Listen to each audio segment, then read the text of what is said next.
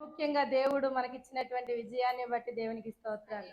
శ్యామ్ బాబుని రాగశ్రీ దేవుడు ఇదే విధంగా అత్యధికమైన స్థాయిలో హెచ్చించి దీవించి ఆశీర్వదించును గాక.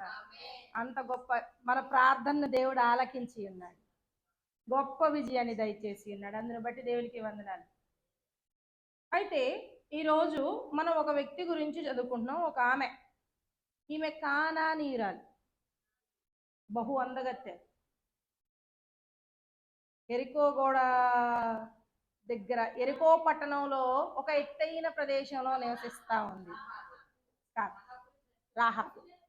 రాహాబు రాహాబు అనగా ఏంటిది? రాహాబు అనగా అర్థం ఆమె ఒక వేశ్య. అత్తయ్య చెప్పినట్టు నిజమే. రాహాబు అంటే విశాలమైనది అని అర్థం. అయితే అత్త చెప్పినట్లు ఆమె జీవితం చాలా అపవిత్రమైంది. ఒక అందగత్తె అయిన వేశ్య ఎరికో పట్టణ ప్రాకారం మీద కట్టబడినటువంటి గృహంలో నివసిస్తూ ఉండేది. ఈమె చీకటి జీవితాన్ని దేవుణ్ణి విశ్వసించడం ద్వారా ఆమె రక్షించబడింది, రక్షణలోకి నడిపించబడింది. క్రీస్తు యొక్క వంశావళిలో చేరబడినటువంటి రెండో వ్యక్తిగా పేరు పొందింది రాహాబు. రూతు రాహాబు తర్వాత వచ్చింది. చూడండి ఒకసారి మత్తయి సువార్త 1వ అధ్యాయం 5వ వచనంలో ఆమె కోడలు రూతు. వెరీ గుడ్ అత్తయ్య, అవును, రాహాబు కోడలు రూతు. చూడు, ఫస్ట్ 1వ అధ్యాయం 5వ వచనం చదువు. బోయాజు రూతునందు ఒబేదేదును కనెను. మొదటి స్త్రీ ఎవరో చెప్తారాగండి, ఒక్క నిమిషం నన్ను ఓపెన్ చేయండి. Yes, very good. ఎవరు చెప్పారు? ప్రసన్నక్క, వెరీ గుడ్. మొదటి స్త్రీ తామారు, రెండవది రాహాబు. ఎవరినే? అటువంటి స్థితిలో నుంచి దేవుడు ఏం చేశాడంటే ఉన్నతమైన స్థితిలోనికి తీసుకువెళ్ళాడు. ఎవరితో? సల్మాను అని చెప్పేసి అన్నాం కదా. అంటే ఏంటంటే ఇప్పుడు ఇద్దరు వేగులు వారు వెళ్ళారు కదా. బైబిల్ పాండిత్యులు ఏమంటారు అంటే ఆ ఇద్దరి వ్యక్తుల్లో ఒక వ్యక్తి ఈయనై ఉండొచ్చు అని బైబిల్ పాండిత్యులు అభిప్రాయం, అంతేగాని ఎక్కడ మనకి విశదీకరించబడలేదు. అలాంటి స్థితి ఉన్న ఆమెను దేవుడు ఎంత గొప్ప స్థానానికి తీసుకెళ్లాడో ఈరోజు ధ్యానిద్దాం. ఈమె మనకు ఒక పేరు, ఆమె వ్యక్తి పేరు అని తెలుసు. రెండవది చూస్తే ఈమె ఒక ప్రాంతానికి సంబంధించిన పేరు కూడా రాహాబు. తెలుసా మీకు ఈ సంగతి? కీర్తన గ్రంథం ఓపెన్ చేయండి. కీర్తన గ్రంథము 87వ అధ్యాయం 4వ వచనం చూడండి ఒకసారి. రాహాబును ఐగుప్తు బబులోనును అంటే ఇక్కడ మనం ఏమేమి గమనించవచ్చు? అదొక ఊరి పేరు. ఇంకోటి కూడా ఉంది. ఏంటయ్యా అది? యెషయా గ్రంథము 51వ అధ్యాయం 9వ వచనం చూడండి.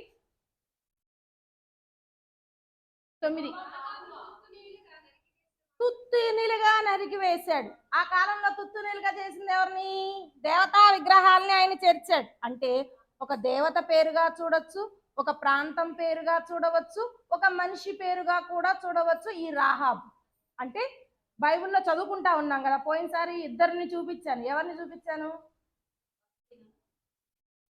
ఒకే పేరు మీద ఇద్దరున్నారు వ్యక్తులు. మొన్నే 4 మీద ఉంది రావట్లా. అలాగే ఏదైనా పేరుకు సంబంధించింది ఏమన్నా ఉంటే దానికి ఇంకా ఎక్కడెక్కడ ఉన్నాయని చెప్తూ ఉన్నా.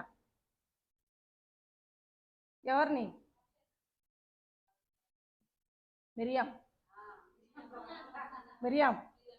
ఒకళ్ళేమో ఎజ్రా కుమార్తె, ఇంకో ఏమో ప్రవక్తి. నేర్చుకున్నాం కదా. అలాగే రాహాబు కూడా ఊరు పేరుంది, ఆ పేరు ఉంది, వ్యక్తి పేరుంది. అయితే మనము నేర్చుకోబోచున్నటువంటి రాహాబు యొక్క జీవితం మనము యెహోషువ గ్రంథం 2వ అధ్యాయంలోను 6వ అధ్యాయంలోనూ చూస్తాం. అసలు ఈమె ఏంటి, ఈమె ఎలా రక్షించబడి యేసుక్రీస్తు యొక్క వంశావళిలో చేర్చబడింది అనేది చూస్తే మొట్టమొదటి విషయం ఏంటంటే వేశ్యగా పిలువబడినది ఈ రాహాబు. చూడండి, యెహోషువ గ్రంథం 2వ అధ్యాయం 1వ వచనం కనుక చూసినట్లయితే, నూను కుమారుడైన యెహోషువ వేగుల వారైనటువంటి ఇద్దరు మనుషులను పిలిపించి, మీరు పోయి ఆ దేశమును, ముఖ్యంగా యెరికోను చూడండి, వారితో చెప్పి వాళ్ళని రహస్యంగా పంపిస్తాడు. ఆ, ఉమ్. వారు వెళ్ళి రాహాబునొక వేశ్య ఇంట చేరి అక్కడ చేరుకున్నారు. ఎరుకో పట్టణం ఎలా ఉందంటే శాపగ్రస్తం అయిపోయింది. అందుకని వాళ్ళు ఇష్టానుసారంగా పాప జీవితంలో జీవిస్తున్నారు అని వారికి ఏం చేశాడు ప్రభువారు, వారిని చూడడానికి వేగువారిని పంపించాడు. చూడండి 2 అధ్యాయం 15వ వచనంలో, ఆమెనే ఇల్లు పట్టణము ఇది ప్రాకారం మీద నివసిస్తూ ఉంది ఈమె. ఎందుకంటే కొండ మీద వెళ్ళి మనం చూసామనుకో అక్కడ పరిస్థితులన్నీ గమనిస్తూ ఉంటాం కదా. అందుకనే వీళ్ళు ఎవరిని ఎంచుకున్నారు? రాహాబు ఇంటిని ఎంచుకున్నారు. ఇక్కడ మనం ఒక గొప్ప విషయాన్ని గమనించాలి. దేవుడు రాహాబు ఇంటికి వెళ్ళడానికి అలౌ చేశాడు. ఇది ఒక గొప్ప విషయం, అంతే కదా.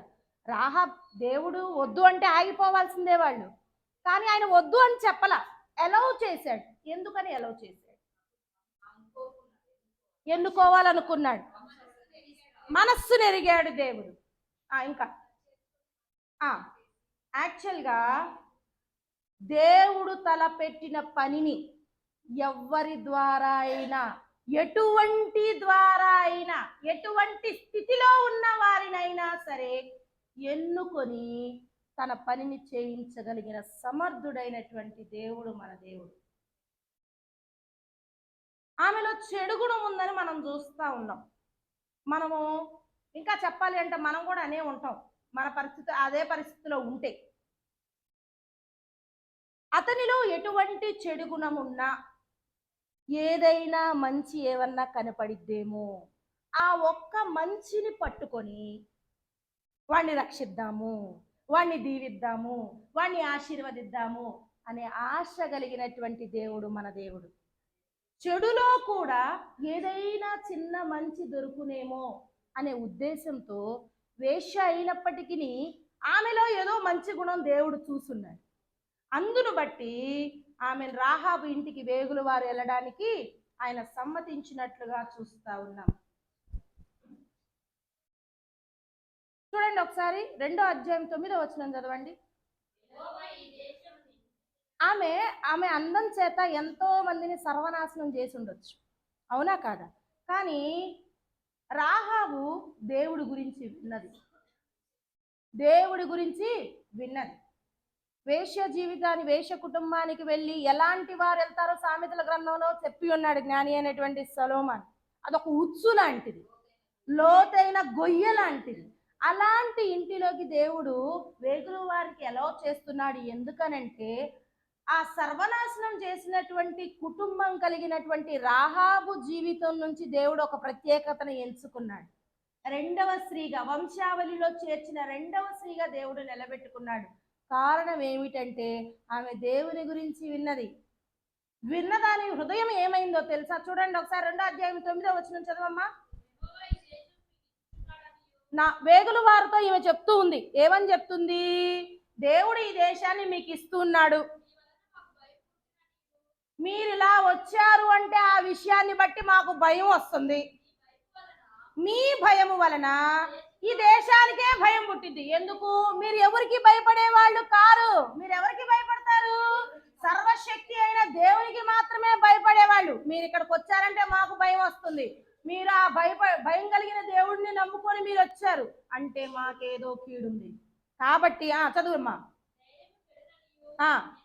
నాకు తెలుసు. ఎందుకని తెలుసు? మీరు ఐగుప్తులో ఉన్నప్పుడు ఎర్ర సంద్రాన్ని చీల్చి ఆరిన నేల మీద మీ దేవుడు మిమ్మల్ని ఎట్లా నడిపించాడో నాకు తెలుసు.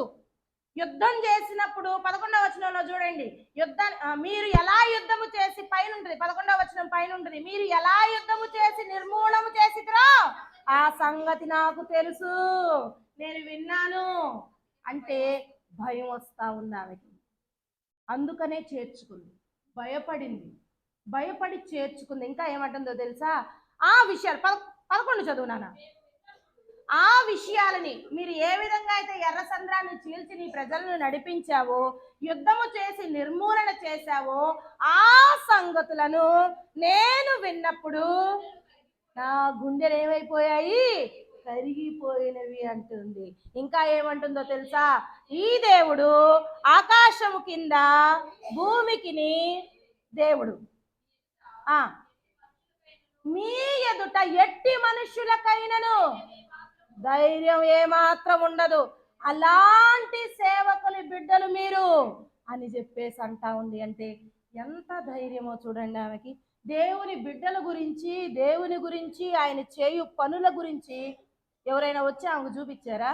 ఎవరైనా చెప్పడానికైనా సాహసం చేయగలరా ఆమెకి? ఎవరు చెప్పరు. కానీ ఈమె తెలుసుకున్నప్పుడంట ఈమె హృదయం ఏమైపోయిందంట, కరిగిపోయింది. హృదయ అంతరింద్రియాలను పరిశీలించి పరిశోధించు దేవుడు ఈమె హృదయాన్ని చూశాడు. అందుకనే ఆయన చేస్తా ఉన్నాడు దేవుడు, ఆమె యొక్క ఇంటికి వారిని పంపించడానికి ఇష్టపడతా ఉన్నాడు. మనం కూడా వింటానే ఉన్నాం సువార్తని, వేటిలో వింటున్నాం, టీవీల్లో వింటున్నాం, వాట్సప్లు, అమ్మా చెప్పండి అమ్మా, యూత్ వాట్సప్లు, కళ్యాణి ఇన్స్టాగ్రామ్లు, సోషల్ మీడియాస్ నానా, ట్విట్టర్లు, ఇంకా ఏందిరా చెప్పరేందిరా, ఫేస్బుక్లు, స్నాప్చాట్. అంటే నా ఉద్దేశం ఏంటంటే ప్రతి ఒక్క సోషల్ మీడియాలోనూ ప్రతి ఒక్క దానిలోనూ ఏం చేస్తా ఉన్నాయి, సభల ద్వారా, ప్రార్థనల ద్వారా, అన్నిటి ద్వారా వాక్యాన్ని వింటానే ఉన్నాం. కానీ దేవుని మాట విన్నప్పుడు రాహాబు హృదయం ఏమైపోయింది. కానీ దేవుడు ఏమంటున్నాడు తెలుసా మన హృదయాల గురించి? చూడండి, జకర్యా గ్రంథం 7వ అధ్యాయం 12వ వచనం.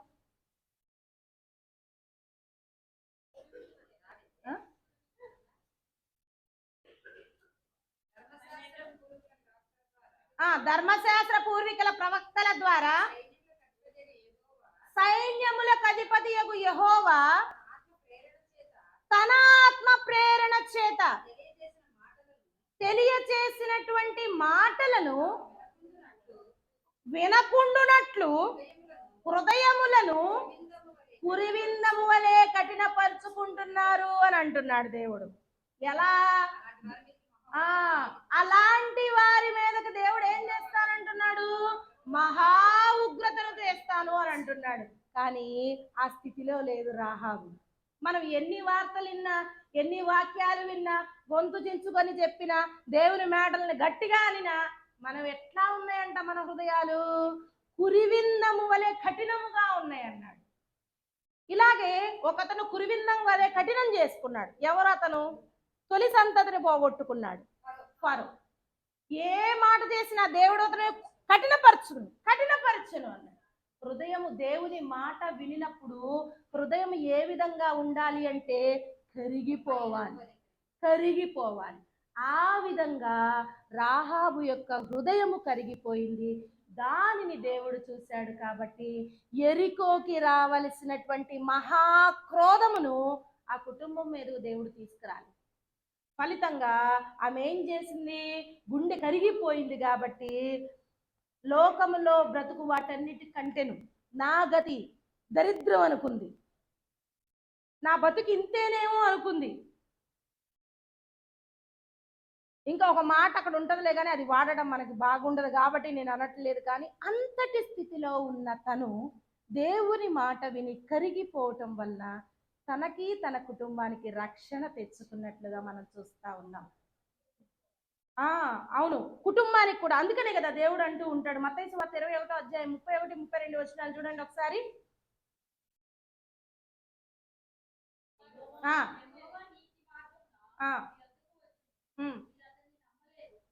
21, 31.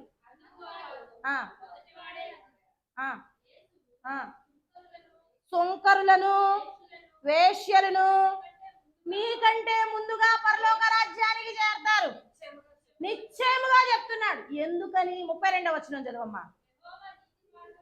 యెహోవా నీతి మార్గమున వచ్చినప్పుడు అతని నమ్మలేదు గాని సుంకరులు, వేశ్యలు నమ్మారు కాబట్టే వారు పరలోక రాజ్యంలోనికి చేర్చబడి ఉన్నారు, దేవుని రాజ్యంలోకి వెళ్ళి ఉన్నారు అని దేవుని యొక్క వాక్యం తెలియజేస్తా ఉంది. ఆ విధముగానే రాహాబు కూడా దేవుని యొక్క సన్నిధిలోకి చేర్చబడినట్లు, ఆయన యొక్క వంశంలోనికి చేర్చబడినట్లు చూస్తా ఉన్నాం. రెండవదిగా వేగుల వారిని చేర్చుకున్నటువంటి రాహాబు. చూడండి ఒకసారి యెహోషువ 2 అధ్యాయం 4వ వచనం చూసినట్లయితే, ఆ స్త్రీ ఆ ఇద్దరు మనుషులను తోడుకొని వారిని దాచిపెట్టెను. ఒకప్పుడు రాహేలు ఇంటికి ఎవరెవరు ఎలాంటి వాళ్ళు వచ్చేవారో మనకు తెలుసు ఆమె స్థితిని బట్టి. కానీ ఇప్పుడు ఎవరిని చేర్చుకుంటున్నామే? వేగుల వారిని చేర్చుకుంటుంది. వారిని దాచటం వలన ఆమె జీవితమే మారిపోయినట్లుగా దేవుని యొక్క వాక్యం తెలియజేస్తా ఉంది. ఆమె గ్రహించింది. ఏం గ్రహించింది? రోమీయులకు రాసిన పత్రిక 6 అధ్యాయం 23వ వచనం కనుక చూసినట్లయితే, పాపము వల్ల వచ్చు జీతము మరణము. కాబట్టి యెరికో పట్టణం ఎలా ఉంది? బహుపాపముగా ఉంది. యెహోషువ గ్రంథం 6:17 చూడండి. కంగ్రాచులేషన్ శ్యాంబాబు. ఆ పట్టణము దీనిలోనున్నది. ఎట్లా ఉంటున్నాడో చూడండి. ఆ పట్టణములో ఉన్నటువంటిది యావత్తు యెహోవా వలన శపించబడి ఉన్నది. అంటే అందుకే ఆమెకు అర్థమైంది ఏంటి? పాపం వలన వచ్చే జీతము మరణము. ఇది శపించబడింది కాబట్టి దేవుడు దీన్ని ఏం చేద్దాం అనుకుంటున్నాడు? పాడు చేద్దాం అనుకుంటున్నాడు. అది తెలిసిన తను నాకు తెలిసి బెంబేలెత్తిపోయి ఉంటది. అంతే కదా? ఎందుకంటే ఆమెకు తెలుసు కదా ఎలా యుద్ధం చేసి గెలిచాడు, కారిన నేల మీద ఎలా నడిపించాడు. అందుకే మీరు వచ్చారంటే మాకు భయము తడే అనని వారిని చేర్చుకున్నట్లుగా మనం చూస్తా ఉన్నాం. కనుక ఈ దుర్నీతి నుండి తప్పించాలని కోరుకుంది కూడా, వాళ్ళని బతివిలాడుతుంది. అవునా కదా? ఆమె జీవితాన్ని ఆ విధంగా ఆమె కోరుకోవడమే ఒక గొప్ప మలుపు అని చెప్పవచ్చు. ఎలాగా? వాళ్ళని చేర్చుకుంది. మీ దేవుడు ఇలాంటి దేవుడు కదా అని ఆయన్ని మహిమపరిచింది. ఆమె వారిని దాస్తా ఉందంటే అక్కడ మీరు గమనించాల్సింది ఎవరంటే, వచ్చిన వాళ్ళు ఎవరు? వేగుల వారు అక్కడ ఉన్నారని ఎవరికి తెలుసు? రాజుగారికి తెలుసు. రాజుగారిని వాళ్ళని ఆమె దగ్గరకు పంపిస్తాడు వర్తమానాన్ని, వాళ్ళని తీసుకురండి అని. కానీ రాజుకు కూడా భయపడకుండా వారిని దాచివేసింది. ఎంత గొప్ప సాహసం చేసింది ఆమె! ఎందుకంటే రాజుకు వ్యతిరేకంగా చేస్తే ఇంకంతే సంగతి. అప్పుడు వాళ్ళు వచ్చి తగలబెట్టేదాకా కాదు, ముందే తగలబడిపోద్ది. కానీ సాహసం చేసింది, ధైర్యం చేసింది. రాజుకు కాదు భయపడింది, తను ఎవరికి పడింది? సర్వశక్తి కలిగినటువంటి దేవుడికి భయపడిన వ్యక్తిగా చూస్తా ఉన్నాం. సిలువపై దొంగ కూడా తన హృదయంలో దేవుణ్ణి చేర్చుకున్నాడు. అందుకనే కదా పరదేశంలోకి వెళ్ళాడు. జక్కయ్య చేర్చుకున్నాడు, ఇంటికి రక్షణ వచ్చింది. అదే రీతిగా రాహాబు తన ఇంటిలో ఈ వేగుల వారిని చేర్చుకుంది. ఫలితంగా ఏం జరిగింది అంటే, తన ఇంటి వారందరికీ ఆమె అడుగుతున్నప్పుడు, ఆమె అడిగిన మాటలు మనం ధ్యానం చేసుకుందాము ఒకసారి. నెక్స్ట్ స్టెప్లో నాకు భలే అనిపిస్తుంది. నేను ఒక్కదాన్నే బాగుంటే సరిపోయేదిగా అనుకుంటే సరిపోయేదిగా, కానీ ఆమె అడుగుతూ ఉంటుంది అనమాట. వాళ్ళని ఏమని అడుగుతుందంటే, 3వదిగా చూస్తే వేగులు వారికి ఉపకారము చేసినటువంటి రాహేల్ను మనం చూస్తా ఉన్నాం. 2 అధ్యాయం 12వ వచనం చదవక్క. నేను మీకు ఉపకారం చేశాను కనుక మీరు కూడా నాకు ఉపకారం చేయండి. ఏంటంటే అది చదవక్క. 13వ వచనం చదవక్క. ఎవరెవరిని? ఒక్కదాన్నే అనట్లేదు. నా తండ్రియు, నా తల్లి, నా అన్నదమ్ములు, అక్క చెల్లెళ్ళు, వారికి కలిగి ఉన్న వారందరూ సావకుండా బ్రతుకున్నట్లు రక్షించున్నట్లుగా దయచేసి యెహోవా నామములో నాకు ప్రమాణం చేయండి అని అడుగుతుంది. సరే, బానే ఉంది, ఉపకారం చేసావుగా, నేను నీకు చేస్తాలే. కాదంట ఆమెకి ఒక్క సరిపోదంట. ఏం కావాలంట? ఎవరెవరో చూడు. అసలు నాకు అక్కడ భలే ఆశ్చర్యం అనిపించింది అనమాట. నా తండ్రికి, నా తల్లికి, నా అన్నదమ్ములకి, అక్క చెల్లెళ్ళకి, వారికి కలిగిన వారందరికీ. మరి మనం నేను, మా ఆయన, మా చెల్లి, మా తమ్ముడు, మా అక్క, మా పిల్లలు కథం అయిపోయాయి. అంతే కదా? ఇటువరకు కాలంలో వారికి కలిగి ఉన్న వారందరూ అంటే దాసి జనాంగాలు కూడా వాళ్ళతో పాటు ఉండేవాళ్ళు. ఆవులు కాసేవాళ్ళు కానీ, మేకలు కాసేవాళ్ళు కానీ, వాళ్ళకు కలిగిన సమస్తాన్ని కాచేవాళ్ళు ఉండేవాళ్ళు వాళ్ళతోనే. అసలు రాహాబు అసలు ఆలోచన చూసారా? నాకు తెలిసి ఆమె చేసిన పనికి ఆ ఒక పట్టణమే రక్షించబడి ఉండొచ్చు ప్రస్తుత కాలం ఉన్నదాన్ని బట్టి అయితే. అంతే కదా. ఆ వాళ్ళు మొత్తం అక్కడ ఉన్న వాళ్ళు మొత్తాన్ని అడుగుతుంది ఆమె. అంటే తన తల్లిని, అక్కని, అక్క చెల్లెళ్ళను, వాళ్ళ కుటుంబాన్ని మొత్తాన్ని ఏం చేయాలంట? రక్షించాలని నాకు యెహోవా నామమున ప్రమాణం చేయండి. నేను మీకు ఉపకారం చేశాను కదా, ఉపకారం చేశాను కాబట్టి మీరు నాకు ప్రమాణం చేయండి అంటున్నది. ఆ వేగులు వారు ఏం చేస్తా ఉన్నారు అంటే చూడండి 14వ వచనంలో లాస్ట్ లో ఉంటుంది చూడక్క, నిజముగా మేము ఉపకారం చేసేదం కాకపోతే అని వాగ్దానం పొందుకుంది. కిటికీకి 18వ వచనంలో ఉంటుంది చూడు, ఈ కిటికీకి ఎర్రదారమును కట్టి కథమా వాళ్ళందరినీ చేర్చుకోమని చెప్పింది. అంటే వారు చెప్పిన పని చేసినట్ట చేయనట్ట? నమ్ముతాము అంటే సరిపోదు. చెప్పింది నమ్మింది చెయ్యాలా, చేస్తే అదే క్రియ రూపంలో మనం కనపరచాలా. నాకు అంతుంది అంటే ఎట్టుంది నీకు? నువ్వు చూపిస్తేనే కదా తెలిసేది ఎంత ఉన్నది అనేది. కాబట్టి ఆమె ఏం చేస్తా ఉంది? దేవునికి భయపడింది, లోకంలో ఉన్న రాజుకు భయపడలేదు. ఉపకారం చేశారుగా, నాకు ఉపకారం చెయ్యయ్యా అన్నప్పుడు ఉపకారం చేయడానికి వాళ్ళు సిద్ధంగా ఉన్నారు. ఉపకారం చేస్తారులే వాళ్ళు, నాకేం పని, నేను చేయకుండా కూర్చుంటే సరిపోతుంది కదా అని అనుకోలేదు తను. వారు ఏదైతే చెప్పారో అవ్విధముగా ఆమె చేసినట్లుగా దేవుని యొక్క వాక్యం తెలియచేస్తా ఉంది. అవునా కదా? వాళ్ళు మీరు రావాలి, లోనికి రావాలి, లోనకు వచ్చి ఉంటేనే, ఒకవేళ ఎవరైనా బయటికి వెళ్ళారంటే మేము ఉత్తరవాదులం కావు అని కూడా తేల్చి చెప్పారు. ఆమె వారికి ఏదైతే చెప్పిందో వారు అది చేశారు. ఎందుకంటే కీర్తన గ్రంథం 145 అధ్యాయం 9వ వచనంలో చెప్తాడు చూడండి, యెహోవా ఎలాంటి వాడు? అందరికీ ఉపకారి, కనికరమును సమస్త కార్యములను ఆయన యందున్నాయి. కాబట్టి తన బిడ్డలకు చేసినటువంటి ఉపకారమును బట్టి దేవుడు ఏం చేస్తా ఉన్నాడంటే యెహోషువ గ్రంథం 6వ అధ్యాయం 17వ వచనం చూడండి ఒకసారి.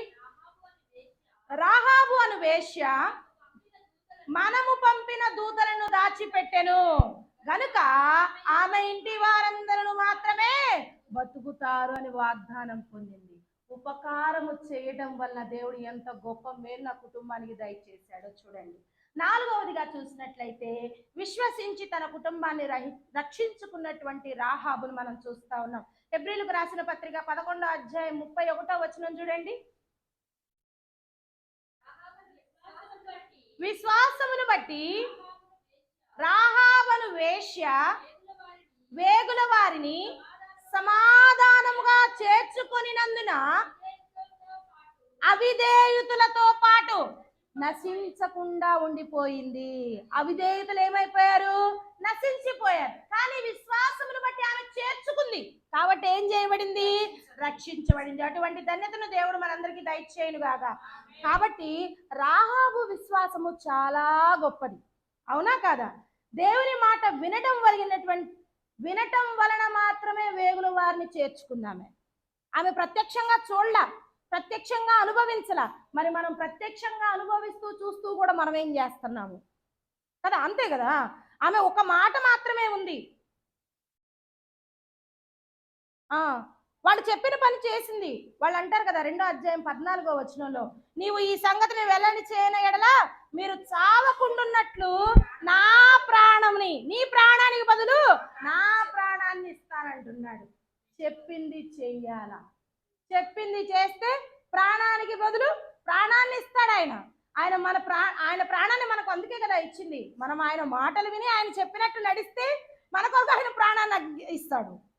అందును బట్టేగా మనం అందరం ఇక్కడ కూర్చొని ఆయన ఆరాధిస్తున్నాం, రక్షింపబడుతూ ఉన్నాం. ఇంకా 15వ వచనం చూసినట్లయితే ఆమె ఏం చేసిందంటే త్రాడు వేసి మరి కిటికీ ద్వారా వాళ్ళని దింపుతుంది.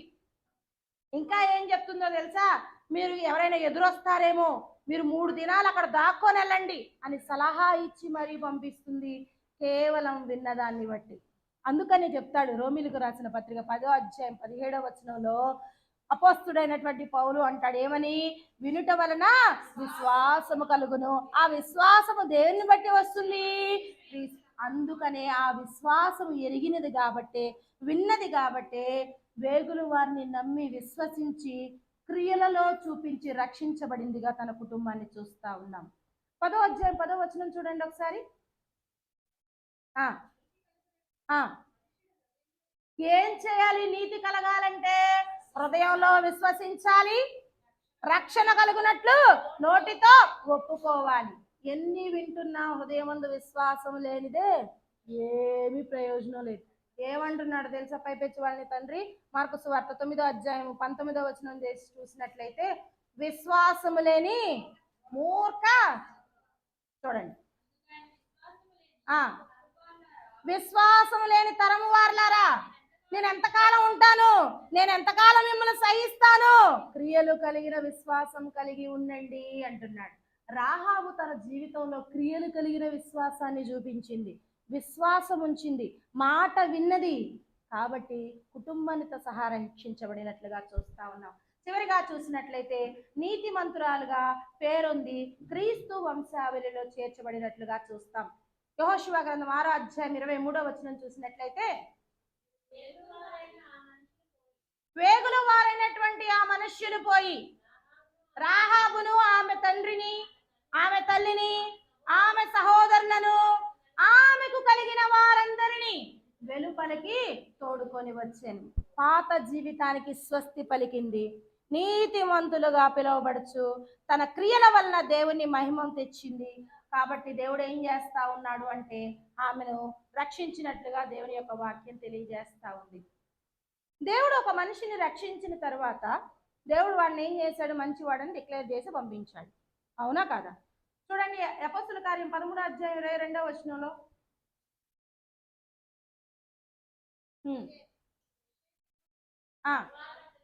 యెషయి కుమారుడైన నేను దావీదును కనుగొన్నాను, అతను నా ఇష్టానుసారుడైనటువంటి మనుషుడని సాక్ష్యం ఇస్తా ఉన్నాడు. నేను ఎందుకు చెప్తున్నానంటే, ఈమె జీవితం ఎటువంటిది? అసహించుకునేది. కానీ దేవుడు ఏం చేస్తున్నాడు? ఇష్టపడ్డాడు. ఏం చేశాడు?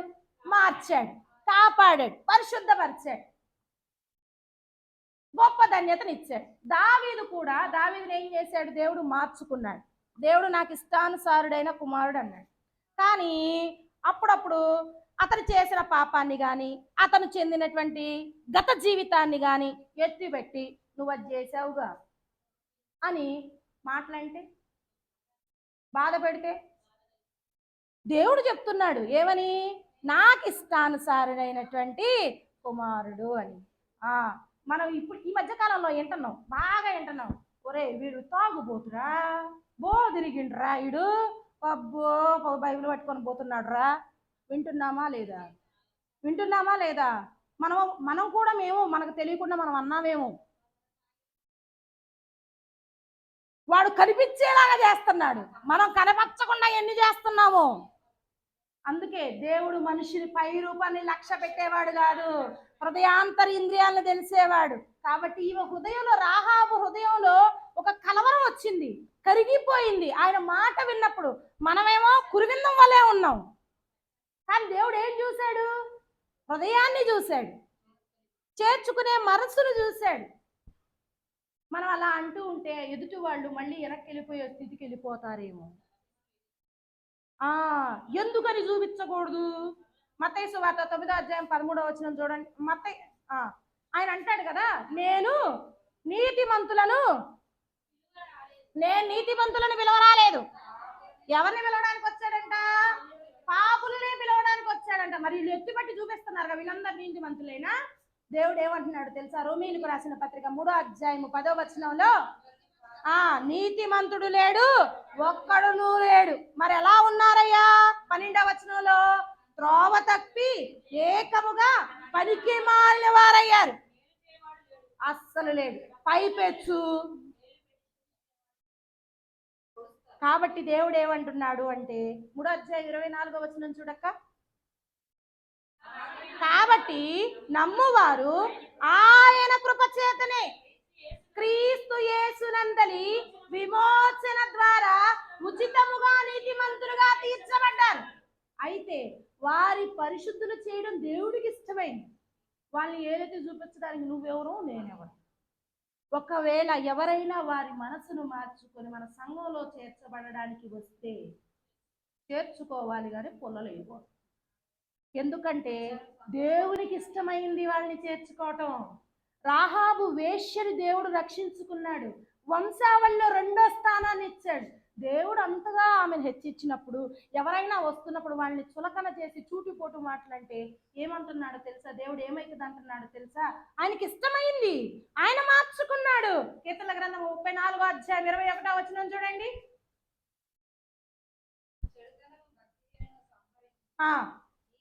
నీతిమంతుల్ని ద్వేషించువారు అపరాధులుగా ఎంచబడతారు. దేవుడు నీతిమంతులుగా మార్చుకొని ఆయన కృపలో ఆయన రక్తంలో విమోచించి ఆయన తీసుకొస్తా ఉంటే నువ్వు వారిని ఎంచావనుకో నువ్వేమైపోతావు? నీ జీవితాన్ని నువ్వే పోగొట్టుకుంటున్నావు. మనం ఎవరు మాట్లాడడానికి? ఆయనకి ఇష్టమై ఉన్నది. ఎందుకంటే ఆయన అంతటను అందరూ మారు మనస్సు పొందాలని ఆయన ఆశ. ఏ ఒక్క బిడ్డ నశించిపోకూడదని ఆయన కోరిక.